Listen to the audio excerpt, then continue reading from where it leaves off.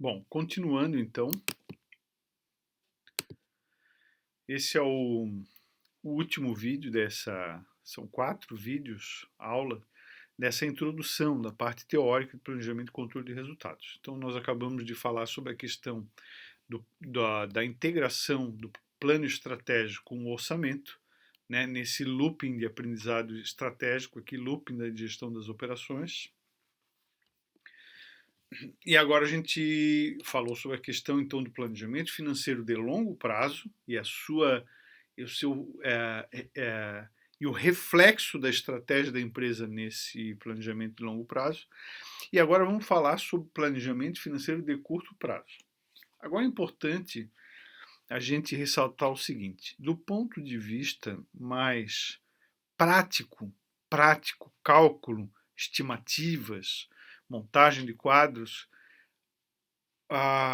o planejamento financeiro de curto prazo é o que interessa, é o que é praticado, é o que a parte matemática que vem agora nesse aspecto aqui. A gente vai falar agora da parte teórica rapidamente e daqui para frente vai ser mais prática as explicações e as resoluções de exercícios.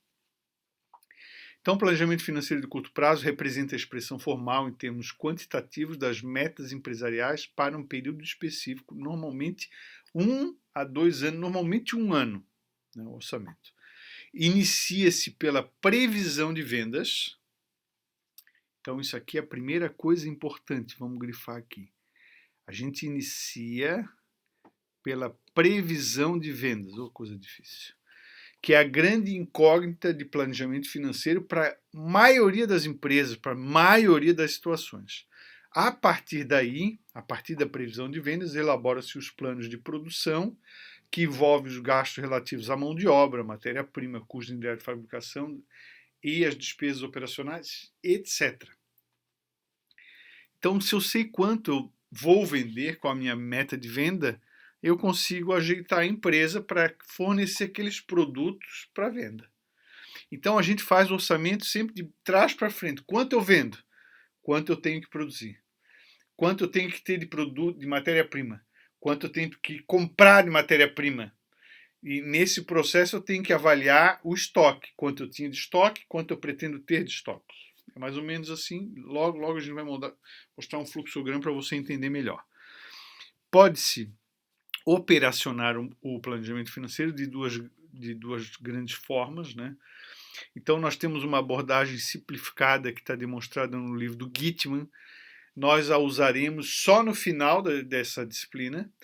Nessa abordagem simplificada a gente projeta caixa, fluxo de caixa, e projeta resultados, que é DRE e balanço patrimonial.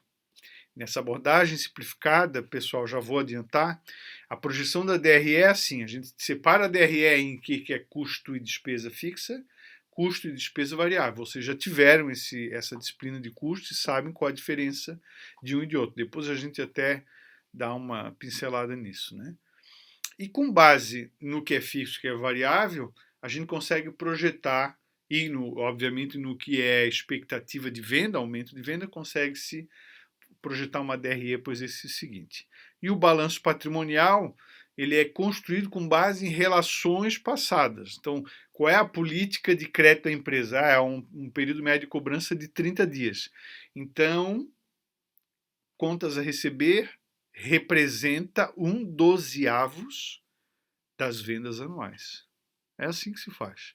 Se faz em relação às contas a pagar, aos fornecedores a pagar, se faz em relação ao estoque, com base na política de estocagem, período médio de estocagem, giro de estocagem. Tudo que é giro se faz assim. O que é investimento tem que verificar se tem investimento ou não. E o financiamento praticamente é a variável de fechamento. Quanto precisamos de financiamento. Mas isso a gente vai estudar depois, né? Essa abordagem do Gitman é bastante útil. E tem uma coisa, é bastante útil para visão estratégica, visão do todo, visão helicóptero do negócio. E tem uma coisa interessante aqui, é que, na minha experiência, monitorando as provas de ENAD e Provão, eu vejo que esse tipo de análise agrada mais os examinadores. A outra abordagem é uma abordagem por meio de orçamentos mais detalhado, mais preciso e mais associado à realidade prática. Então, se você for gestor de uma empresa ou consultor de uma empresa, e você vai desenvolver a projeção com base em orçamentos. E você vai ver quanto vai vender, mas depois da venda você vai lá no detalhe para saber o custo de mão de obra, o custo de matéria-prima, o custo de produto indireto, de custos indiretos de fabricação e assim por diante. Num nível de detalhe como você estudou em gestão de custos no curso, né? Com aquele nível de detalhe. Planejamento com orçamentos. O orçamento é a formalização dos planos financeiros de curto prazo da empresa, normalmente um ano. É um processo mais detalhado, demorado e complexo. Está aqui. Detalhado, demorado e complexo, exigindo dos profissionais envolvidos conhecimento sobre diversos aspectos, tais como preços e demandas dos produtos e serviços oferecidos pela empresa, contexto tributário que a empresa se insere. Vejam, fizemos uma introdução que falamos sobre os tributos que incidem sobre a receita. Usaremos aqui aquela compreensão no orçamento. Conhecimento dos insumos envolvidos no processo produtivo, políticas de estocagem, preços, impostos embutidos nos preços desses insumos. Então, veja, eu compro um saco de 25 kg de farinha de trigo, dá para produzir, fabricar quantos pães de trigo? Eu não sei, mas tem que saber para fazer o orçamento. Conhecimento de cada tipo de mão de obra envolvida, tempos necessários, custos, encargos sociais e trabalhistas. Ou seja, uma mão de obra consegue produzir quantos itens de determinado produto, quantos serviços, quanto por cento do serviço. E toda a mão de obra.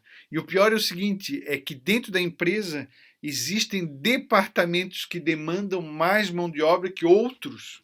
E que, portanto, para produzir um único produto, num determinado departamento gasta-se uma determinada quantidade de horas de trabalho do profissional e no outro uma quantidade de horas diferenciada. E o pessoal da administração tem outro tipo de cálculo, outro tipo de análise. Então, você precisa se aprofundar na situação da empresa para poder fazer um orçamento no nível de detalhe que nós faremos aqui. Faremos alguns exercícios desses, tá? Conhecimento com profundidade de cada despesa administrativa, porque elas também têm realidade, tem despesa administrativa que é variável, tem despesa administrativa que é fixa. Quer ver uma despesa administrativa variável? Não, aí seria uma despesa operacional variável, seria a comissão de vendas, seria a conta de telefone do pessoal do departamento de vendas. Uma despesa administrativa variável seria um diretor administrativo que participa nas vendas da empresa, ganha uma comissão, seria variável. Então você tem que conhecer a realidade da empresa, né? Esse tipo de encaminhamento por meio de orçamento é mais utilizado na prática porque permite que todos os setores da empresa se engajem às metas de produção, de venda e de custos. É um pouco mais realista do que uma visão mais detalhada, mais profunda do que aquela abordagem do outro autor de finanças, que é o do Gitman, que é uma abordagem mais simplificada. E aqui a gente tem dois fluxogramas, então na elaboração do orçamento é necessário dominar o fluxo de venda, produção e estoque. Então, por onde a gente começa? A gente começa, depois que sabemos quanto é a nossa estimativa de venda, poderemos calcular quanto deveremos produzir. Então, a gente começa de trás para frente. Quanto venderemos? Quanto temos de estoque? Por exemplo, vamos vender 100. Temos 120 de estoque, então a gente pode nem trabalhar o ano todo. Mas normalmente isso não acontece. Então a gente vai trabalhar para encher o estoque final e em razão dessa quantidade que a gente tem que trabalhar e do estoque final e das vendas, a gente tem um estoque de materiais de produção, matéria-prima. E em função desse estoque necessário para a produção, a gente define a compra. Então a gente vem aqui no intermediário também tem um orçamento de estoques em produção. da produção, né? E a gente tem também os insumos, outros tantos, e a mão de obra direta, custos indiretos de fabricação também associados ao sistema de produção. Então, quando a gente faz um orçamento, um orçamento com nível de detalhe, a gente vem de trás para frente. Eu não fiz um comentário, esqueci, não posso esquecer. Às vezes a empresa quer aumentar sua venda em 10%, 20%, e vê com pesquisa de mercado que vai conseguir aumentar a venda, mas esquece que a sua capacidade produtiva não consegue atender 10 ou 20%, porque ela tem limitação em máquinas e equipamento. Então, para ela, se ela tem essa restrição, quem vai definir quanto vai vender é a restrição. Outra situação, né? Eu vendo serviço de auditoria. Eu sei que consigo dobrar a venda, mas eu não consigo dobrar a quantidade de auditor. Não tem tanto auditor assim no mercado. Aquele certificado pelo Conselho Regional de Contabilidade. É outro exemplo. Eu tenho uma restrição. Outro exemplo. Eu produzo trigo. Eu consigo aumentar 20% a venda de trigo. Por quê? Porque o trigo no Brasil, o Brasil não é autossuficiente e compra-se muito do exterior, importa-se muito. Então eu consigo vender. Mas eu não tenho terra. Não dá para produzir mais do que cabe na terra. Eu tenho uma restrição. Eu só consigo fazer se eu resolver essa restrição, se eu tomar uma decisão antecipada. Vejam que o orçamento está permitindo a decisão antecipada de investir naquela minha limitação para eu não ter limitação, para eu poder atender a minha expectativa de venda. Tá certo? Bom, até ia falar do Sobansky, mas eu prefiro mostrar lá no livrinho do Sobansky, esse é o último slide, no livro do Sobansky a gente tem essa demonstração que é a mesma coisa, só que ela tem um grau de complexidade maior. Então, se você perceber, a gente tem aqui orçamento de vendas como iniciando o processo. E associado ao orçamento de vendas aqui, ó, o orçamento das despesas comerciais, de promoção, marketing e tal. Essas vendas vai me definir quanto eu preciso produzir. E a quantidade de produzir vai me definir quanto que eu preciso de materiais de produção, matéria-prima. Quanto que eu preciso de mão de obra direta. Quanto que eu preciso de custos indiretos de produção. Né? Aí, com base em todas essas informações e também o orçamento das despesas administrativas e outras, eu consigo saber quanto que vai ser o meu caixa. Sabendo o caixa e todos esses orçamentos, e eu ainda identificando o que eu preciso investir, os investimentos, eu consigo projetar as demonstrações. A DRE, o balanço patrimonial e uma eventual outra informação que essa aqui a gente não vai estudar no nosso, essa aqui a gente não vai estudar na nossa disciplina, até porque ela deixou de ser obrigatória.